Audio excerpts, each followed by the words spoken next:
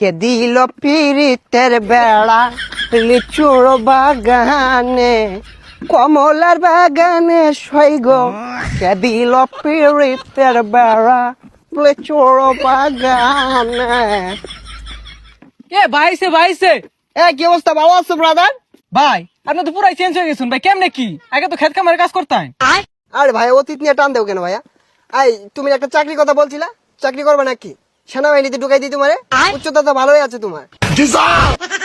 ভাই আমি যে উষা, আমার তো পুলিশে নেয় না, সেনামিতে ঢুয়ে দিবেন কেমনে কি ভাই? আরে সমস্যা নাই, সেনাবাহিনী আমার কাছে ছোট ভাই।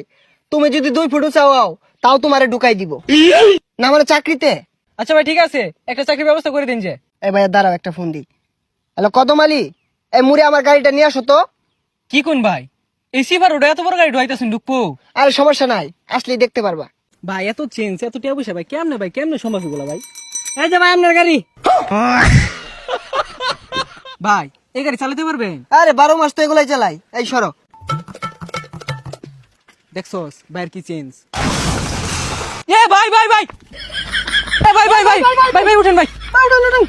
না সমস্যা নাই, এই ঢাকা শহর রেস করি তো, এখানে ফাঁকার উঠপায়া এই গাড়িটা একটু পাকার দিকে চলে গিয়েছিল। এই তোমরা এক কাজ করো, গাড়িটা গ্যারেজে পাঠাই দাও, সমস্যা নাই।